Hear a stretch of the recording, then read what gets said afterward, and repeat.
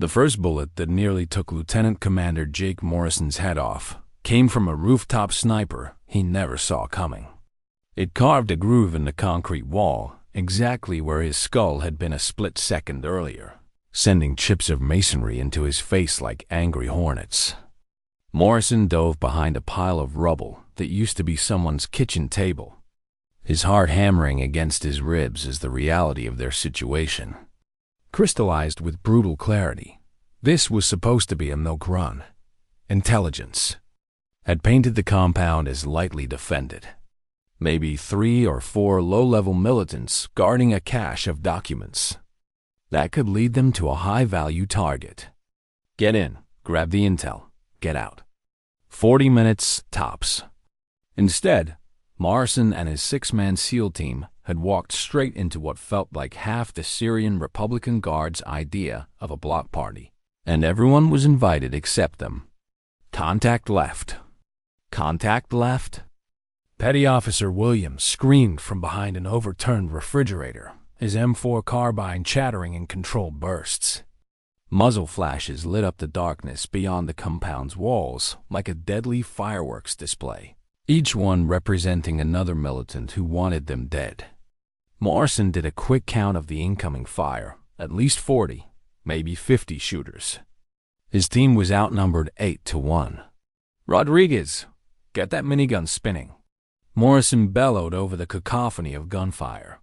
The M134 minigun mounted on their improvised fighting position was their Equalizer 6, rotating barrels capable of spitting out 4,000 rounds per minute of pure devastation. It could turn the tide of this fight in seconds. If they could keep it fed and functioning, Petty Officer First Class Miguel Rodriguez was already behind the weapon, his thick fingers working the charging mechanism. The minigun was a beautiful piece of American engineering, a modern version of the Gatling gun that could chew through enemy positions like a chainsaw through balsa wood. Rodriguez had been working with crew-served weapons for 8 years, and he could strip and reassemble an M134 blindfolded. The gun's electric motor whined to life, the 6 barrels beginning their deadly rotation. Rodriguez squeezed the trigger, and for 3 glorious seconds, the minigun roared like an angry god. Brass casings the size of a man's thumb cascaded to the floor in a metallic waterfall as 7.62 millimeters rounds reached out across the compound at 2,800 feet per second. Then it stopped. The sudden silence was deafening. Rodriguez squeezed the trigger again. Nothing. The barrels had stopped rotating, frozen in place like the weapon had simply decided to take a coffee break in the middle of a firefight.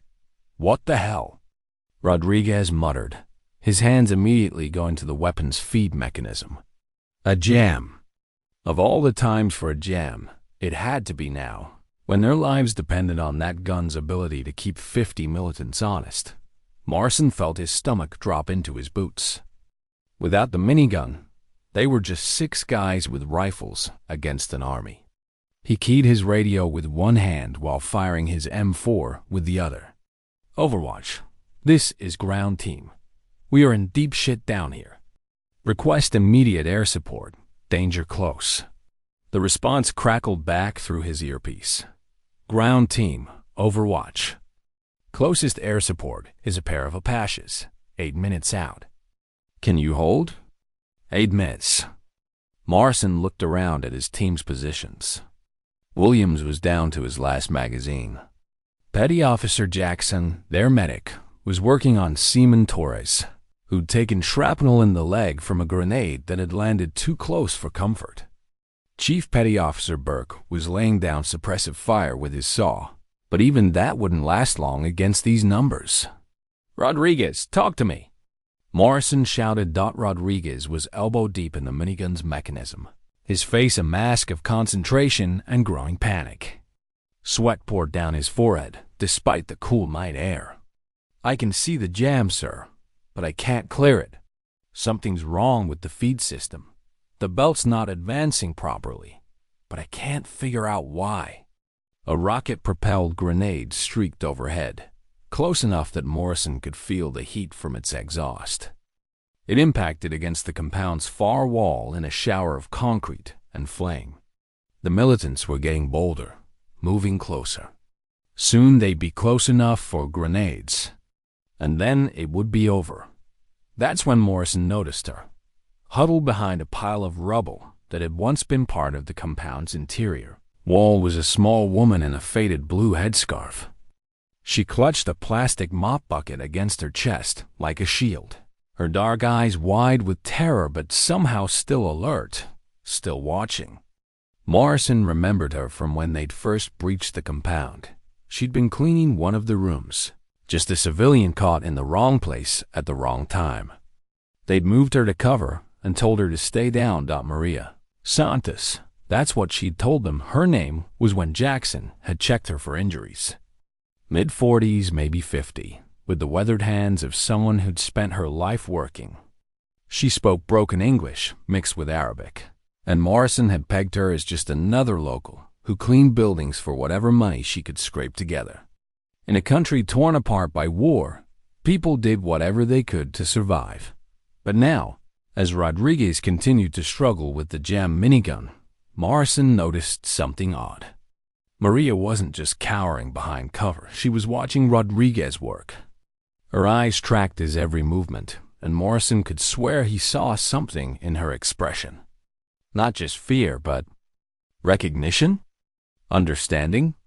Another burst of enemy fire forced Morrison to duck lower. Concrete chips rained down on his helmet as bullets chewed up the wall above his head. The militants were definitely getting closer. He could hear them shouting to each other in Arabic, coordinating their advance. Professional soldiers, not the ragtag militia they've been expecting. "Sir." Rodriguez's voice carried a note of desperation that Morrison had never heard from the veteran weapons specialist. "I can't get it. The feed mechanism is jammed, but I can't see what's causing it. It's like something's backwards, but everything looks right." Rodriguez was a good operator, one of the best weaponsmen Morrison had ever worked with.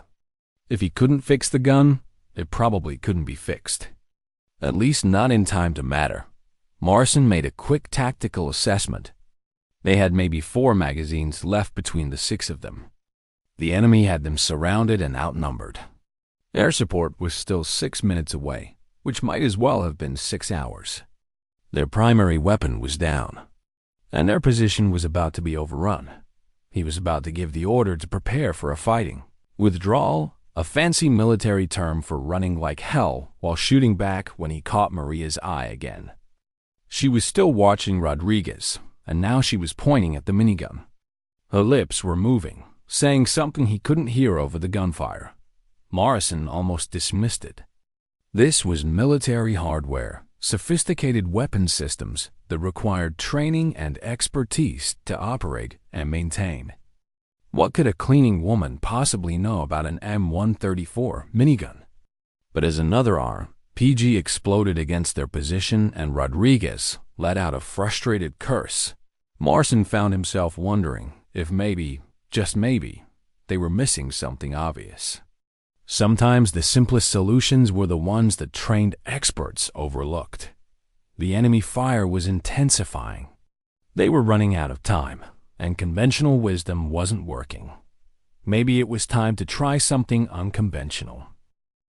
The second RPG hit closer than the first, close enough that Morrison felt the concussion wave slam into his chest like a giant's fist. The explosion lit up the compound in stark relief shadows dancing wildly across bullet-scarred walls, smoke billowing through the skeletal remains of what had once been someone's home. When the ringing in his ears subsided enough to think clearly, Morrison realized they had maybe 3 minutes before the militants closed the distance and turned this firefight into a slaughter. "Williams. Ammo count." Morrison barked, ejecting his own spent magazine and slamming home his second-to-last one. "2 mags left, sir." Williams called back, his voice tied with the kind of controlled fear that came from knowing the math wasn't working in their favor. "Jackson's got one. Burke's down to his last belt for the saw." Morrison's mind raced through their dwindling options. 6 operators, maybe 8 magazines between them, against 50 militants who seemed to have an endless supply of ammunition and explosives. The compound's layout worked against them. Too many angles of attack, too many places for the enemy to advance under cover. Without the minigun's suppressive fire, they couldn't control the battlefield. Rodriguez was still working frantically on the jammed weapon, his hands moving with the desperate precision of a surgeon trying to save a dying patient. Sweat had soaked through his uniform despite the cool night air, and Morrison could see the frustration building in the set of his shoulders. Rodriguez knew weapons the way a master chef knew knives, intimately, instinctively. If he couldn't fix it, nobody could. "Talk to me, Rodriguez. What's the status?" "Sir, I've cleared the feed tray 3 times, checked the bolt assembly, verified the ammunition belt. Everything looks good, but the gun won't cycle." Rodriguez's voice carried 8 years of weapons expertise and growing panic. "It's like the timing is off, but the timing mechanism looks perfect." "I don't understand it." A burst of automatic fire stitched across the wall above their heads, forcing Morrison to duck lower. Through the smoke and chaos, he could see muzzle flashes getting closer. The militants were advancing by fire and movement, one group laying down covering fire while another bounded forward to better positions. Professional tactics. These weren't amateur fighters. They were trained soldiers who knew how to coordinate an assault. "Overwatch, ground team," Morrison spoke into his radio, trying to keep the desperation out of his voice. "We need that air support now. We're about to be overrun. Ground team, Overwatch. Apaches are 5 minutes out. Can you mark your position with IR strobes?" 5 minutes. Morrison looked around at his team's positions and knew they didn't have 5 minutes.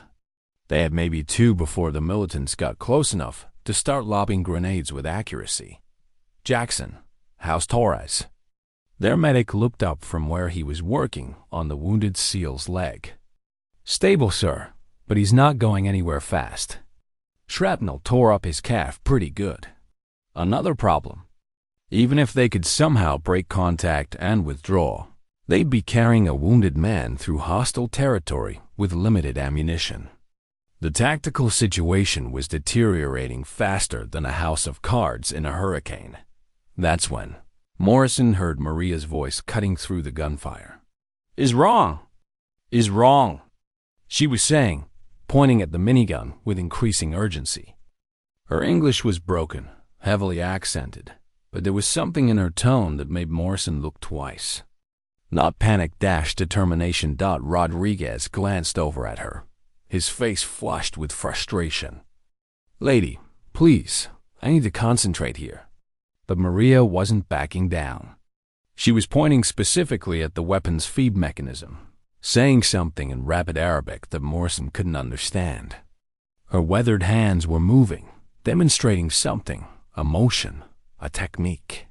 "Sir," Burke called out from his position with the saw, "they're massing for an assault. I can see at least 20 moving up on the east side." Morrison's tactical training kicked in. 20 militants on the east side meant they were probably flanking on the west as well. Classic pincer movement. In about 60 seconds, his team would be taking fire from 3 directions simultaneously. Game over. He was about to give the order to fall back to the compound's interior, last-ditch defensive position that might buy them another minute or two when Maria did something unexpected. She stood up, not all the way, but enough to move closer to the minigun position. Bullets were still flying overhead. Concrete chips were still raining down from near misses. And this middle-aged cleaning woman was moving toward the most dangerous position in their defensive line. "Ma'am, get down," Morrison shouted, but Maria ignored him. She was focused entirely on Rodriguez and the jammed weapon, speaking rapidly in a mixture of Arabic and broken English. "You do backwards. You do backwards," she kept saying, her hands moving in a specific pattern. "My husband, he show me." Americans always do backwards when scared. Rodriguez looked up from the weapon, his face a mask of confusion and growing irritation. Backwards? Lady, I've been working on these weapons for 8 years. I know what I'm doing. But Maria wasn't deterred. She pointed at a specific part of the feed mechanism, a lever that Rodriguez had manipulated several times during his troubleshooting process. No, you turn wrong way. When scared, you turn wrong way. Morrison found himself caught between tactical necessity and growing curiosity. Every instinct told him to ignore the civilian and focus on the immediate threat. But something about Maria's certainty, her specific knowledge of the weapon, made him pause. How did a cleaning woman know enough about an M134 minigun to have an opinion about its operation? Rodriguez, what's she talking about? Morrison asked, ducking as another burst of fire chewed up the wall nearby. I don't know, sir. She's pointing at the feed direction lever, but I've checked it multiple times. It's in the correct position for forward feed. Maria shook her head vigorously. No, you check when scared, you turn wrong way. Halil, you tell me Americans always turn wrong way when bullets flying. Halil, that was the first time she'd mentioned a specific name. Morrison filed it away as another piece of the puzzle. That was this woman's unexpected knowledge. An explosion rocked the compound closer this time. Close enough that Morrison felt debris patter down on his helmet. The militants were definitely moving in for the kill. Burke's saw opened up in a long burst, trying to suppress the advancing fighters, but Morrison could hear the weapon's rate of fire slowing. Burke was conserving ammunition, stretching out his last belt. Sir, we need to move. Williams called out.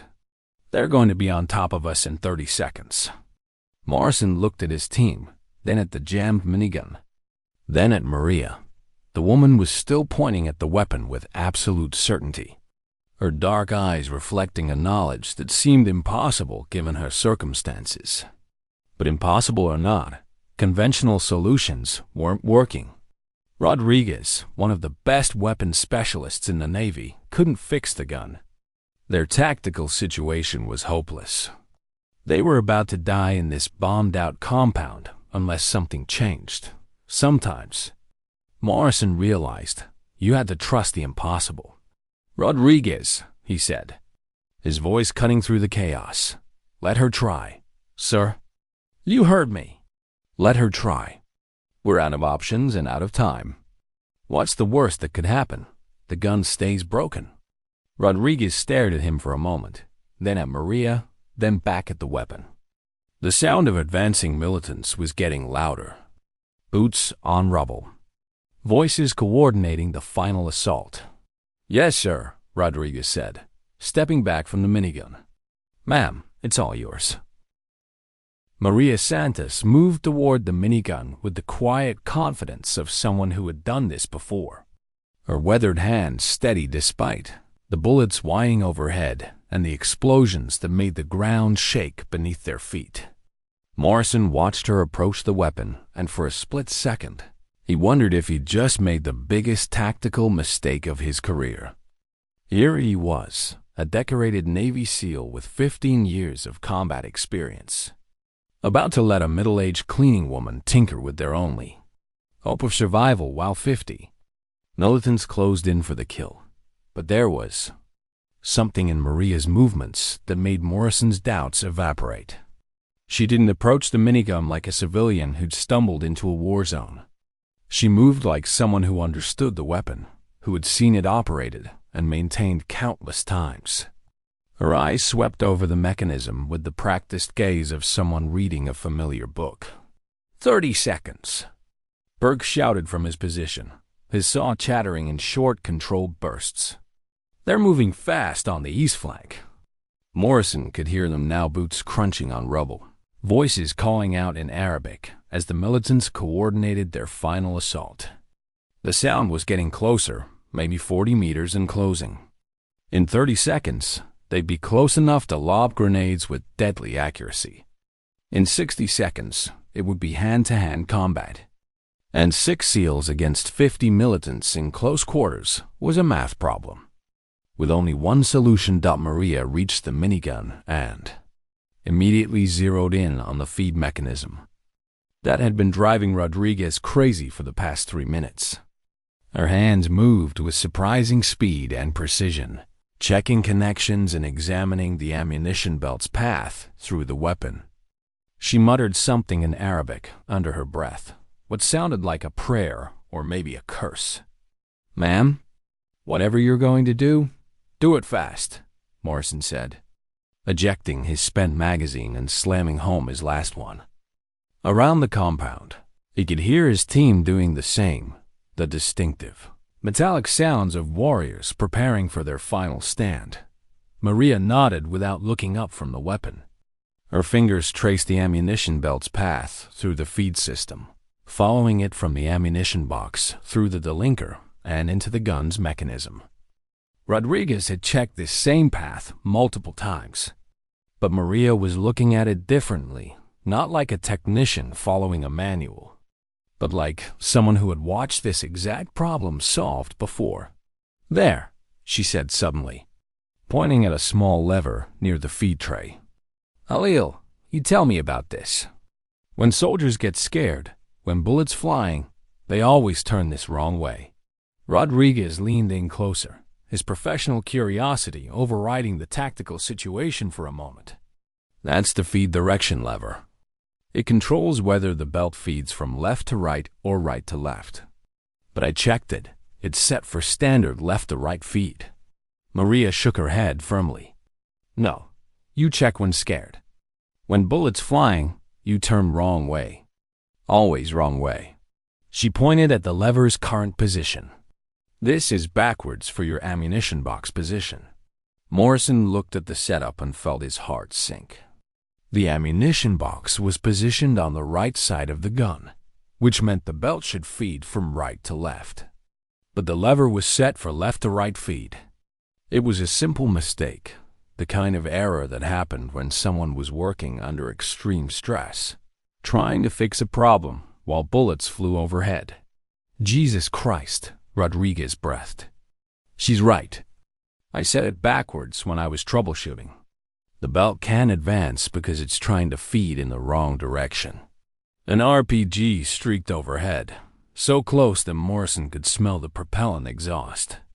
It impacted against the compound's rear wall in a shower of concrete and flame. The militants were close enough now that he could hear individual voices, could make out the sound of equipment rattling as they moved. 20 seconds. Williams called out, "I can see the massing behind that wall." Maria's hand moved to the feed direction lever. It was a simple mechanism, just a small toggle that controlled the internal gearing of the feed system. She looked at Rodriguez for confirmation, and the weapons specialist nodded grimly. "Do it," he said. Maria flipped the lever. The change was instantaneous. The minigun's electric motor, which had been running but unable to cycle the action, suddenly found its rhythm. The 6 barrels began to rotate with their characteristic whine, building up to firing speed.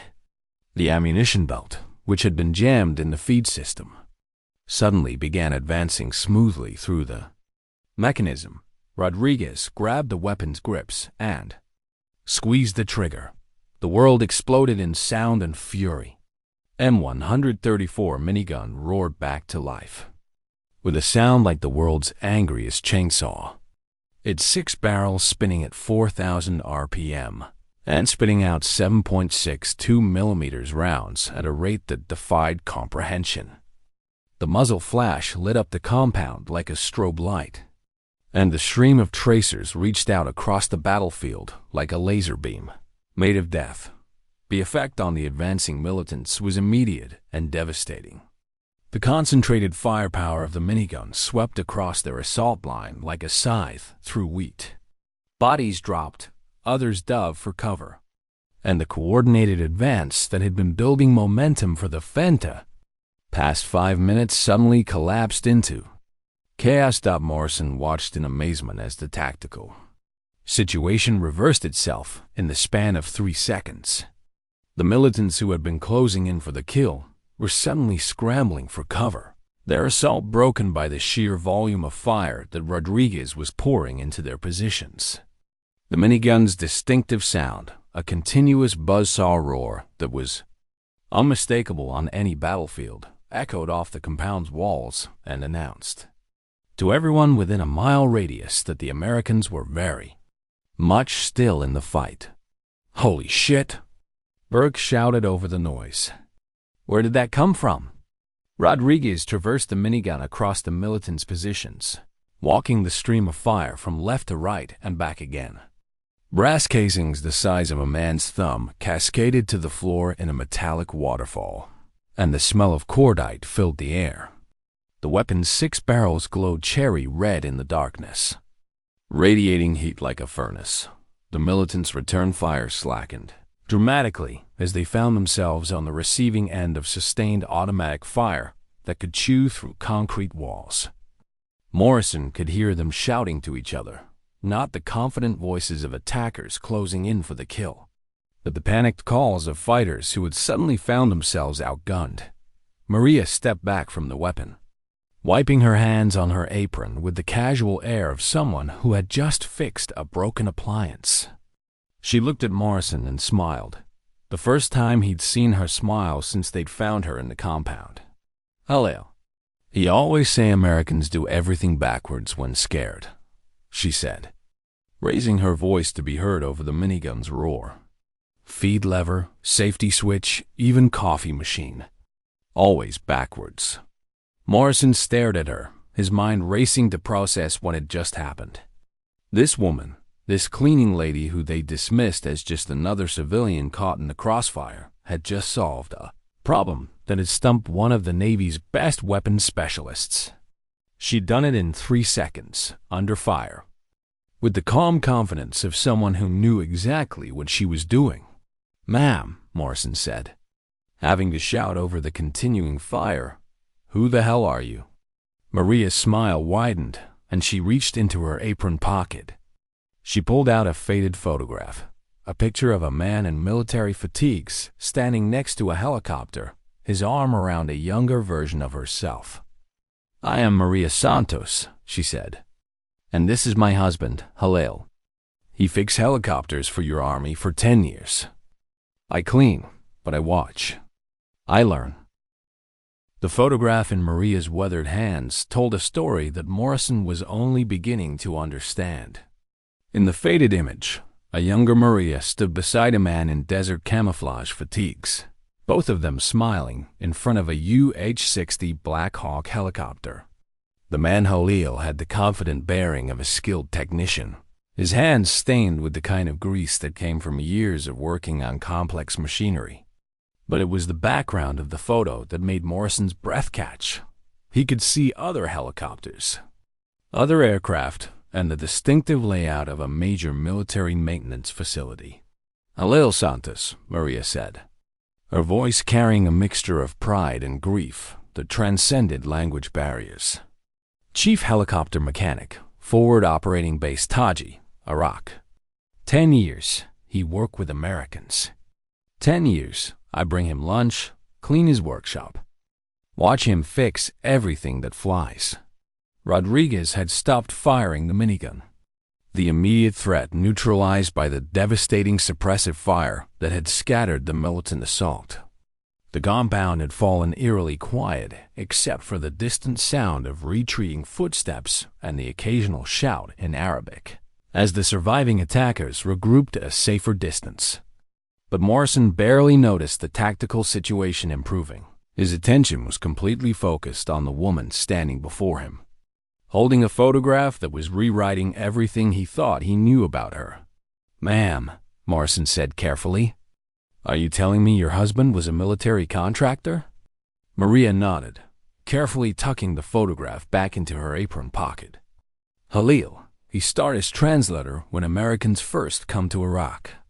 But he always good with machines, cars, generators, anything with engine. Americans, they see this. They train him on helicopters. Soon he know Black Hawks, Apaches, Chinooks better than pilots who fly them." The pieces were falling into place in Morrison's mind. Military contractors who worked on forward operating bases often brought their families to live in nearby communities. These families became part of the extended military ecosystem: the wives who ran laundries, the children who worked as translators, the extended network of local nationals who kept the massive logistical machine of modern warfare functioning. "And you worked on the base too?" Morrison asked. "I clean everything," Maria said with a slight smile. "Offices, workshops, hangars. But Halil, he always say I have good eyes, good hands. When he work late, I help him. Hold flashlight, hand him tools, clean parts. After a while, I know helicopters too. Not like Halil, I never fix big problems. But small things, simple things." She gestured toward the minigun. "Feed mechanisms, safety switches, ammunition belts. These things, they all work same way." Morrison felt a profound shift in his understanding of the woman before him. For the past hour, he'd seen her as a victim, a civilian caught in the wrong place at the wrong time, someone to be protected and evacuated. But Maria Santos wasn't a victim. She was a veteran in her own right, someone who had spent a decade supporting American military operations in one of the most dangerous places on Earth. "What happened to Halil?" Morrison asked gently. Maria's expression darkened. "IED 2018. He was riding with convoy to repair helicopter that make emergency landing. Bomb hidden in road." She paused, her hands unconsciously smoothing her apron. "After that, I come here to Syria. My sister, she live in Aleppo. I work cleaning buildings, try to forget. But when I see American weapons, American equipment," she shrugged. "I remember everything Halil teach me. The sound of approaching helicopters cut through the night air, the distinctive wop wop wop of rotor blades that meant salvation was finally arriving." Morrison keyed his radio. "Overwatch ground team. We have the situation under control." "Repeat, situation is under control. Ground team, Overwatch." "Copy that. We have 2 Apaches on station and a Chinook inbound for extraction. What's your status?" Morrison looked around at his team. Torres was wounded but stable. The minigun was operational, and the immediate threat had been neutralized. But more importantly, they had Maria, a woman whose knowledge and experience could potentially save American lives in the future. "Overwatch, we have 6 friendly personnel, plus 1 local national for extraction. The local national is a priority. She has valuable intelligence and skills that could benefit ongoing operations." As the extraction helicopter approached, Morrison found himself looking at Maria with entirely new eyes. She wasn't just a cleaning woman who had gotten lucky with a mechanical problem. She was someone who had absorbed years of technical knowledge through careful observation and hands-on experience. In a military culture that often overlooked the contributions of local nationals, Maria had been hiding in plain sight, a skilled technician disguised as domestic help. Rodriguez approached them, his face still flushed with adrenaline from the firefight. "Ma'am, I owe you an apology. And probably my life. That was incredible." Maria smiled at the young weapons specialist. "You know weapons very good. But Halil always say, when bullets flying, smart men do stupid things. Is normal. Fear makes fingers clumsy, makes brain forget simple things. How many times have you seen that particular problem?" Rodriguez asked. "Many times," Maria replied. "Americans always very good with big problems, engine failure, hydraulic leaks, computer malfunctions. But small problems, simple problems." She made a gesture with her hands. "When scared, you make complicated. Halil, he always say, Maria, watch the Americans. They fix hard things easy, but easy things hard."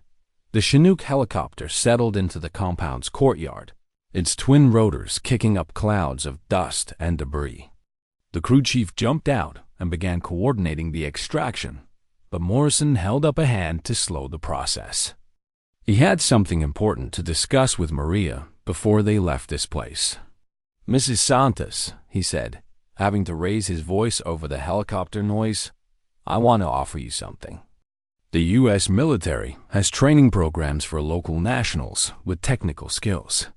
We could use someone with your knowledge to help train our mechanics and weapons specialists. Someone who understands how equipment really works in the field, not just how it's supposed to work according to the manual." Maria looked surprised. "You want me to teach Americans?" "I want you to teach Americans how to think like Haleo," Morrison replied. "How to see the simple solutions that we miss when we're under pressure.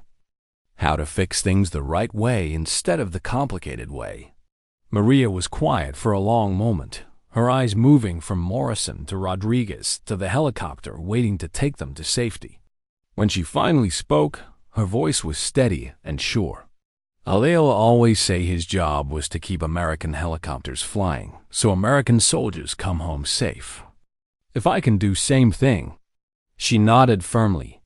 "Yes, I teach Americans right way. No more backwards." As they boarded the Chinook for extraction, Morrison reflected on the night's events. They had come to this compound looking for intelligence about enemy operations. Instead, they had found something far more valuable, a reminder that expertise and knowledge came in many forms, and that the most important lessons were often taught by the people you least expected. Maria Santos settled into her seat on the helicopter, still wearing her cleaning apron, still carrying her mop bucket. But Morrison no longer saw a civilian refugee. He saw a teacher, a technician, and a guardian angel who had saved their lives with 3 seconds of knowledge that had taken her 10 years to acquire. The helicopter lifted off into the night, carrying them toward safety and toward a future where Maria's hard-won wisdom would help keep other American soldiers alive.